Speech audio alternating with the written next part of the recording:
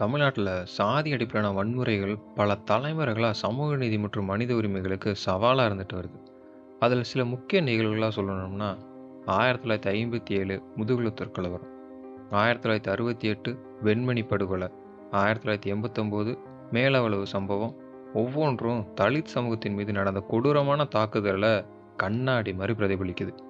இது மட்டும் இல்லாமல் 2012 தருமபுரி இடைசாதி திருமண தாக்குதல், 2022 வேங்கையவில் குடிநீரில் கழிவு சம்பளம், 2024 நாங்குநெறி தீண்டாமை.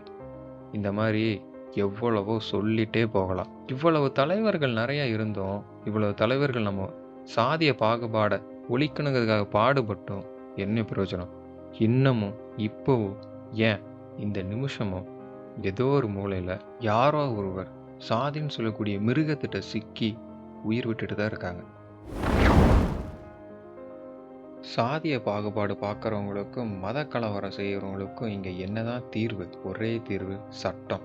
இங்கே தண்டனை கடுமையாக்கப்பட்டால் மட்டும்தான் ஒவ்வொரு மிளகாப்பொடி வீரனும் சரி, படிச்சும் பகுத்தறிவு இல்லாமல் சாதிய பெருமையை பேசிகிட்டு இருக்க ஒவ்வொரு சாதி வரி பிடிச்ச மிருகங்களுக்கும் சரி, தண்டனைகள் கடுமையாக கொடுக்கப்பட்டால் மட்டும்தான் இங்கே தீர்வாகும்.